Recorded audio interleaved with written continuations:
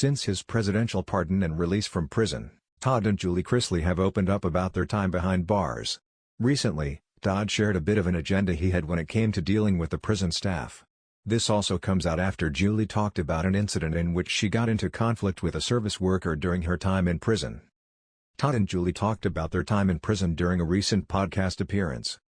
Todd and Julie Chrisley became known to audiences thanks to their USA Network series, Chrisley Knows Best.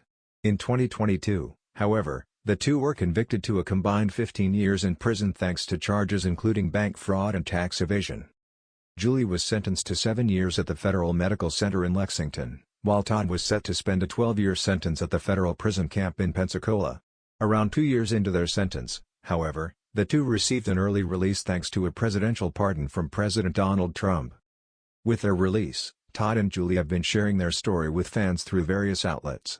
The two recently made an appearance on their daughter Savannah's Unlocked podcast. Opening up, Todd claimed that he rarely got into conflict with the other inmates. However, there was another group that he shared he didn't get along with. According to Todd, he made his presence known to the prison staff. The Chrisley Knows Best star shared, "I told staff off. I told COS, correctional officers, and staff, off." Todd teased why he felt Julie didn't get into many altercations with staff. For her part, Julie felt that she didn't have as many issues with staff. Todd attributed this to her up there being Miss Pollyanna while in Lexington. However, Julie did have some issues in prison, previously recounting an incident where she was locked in a cafeteria by a food service worker and correctional officer.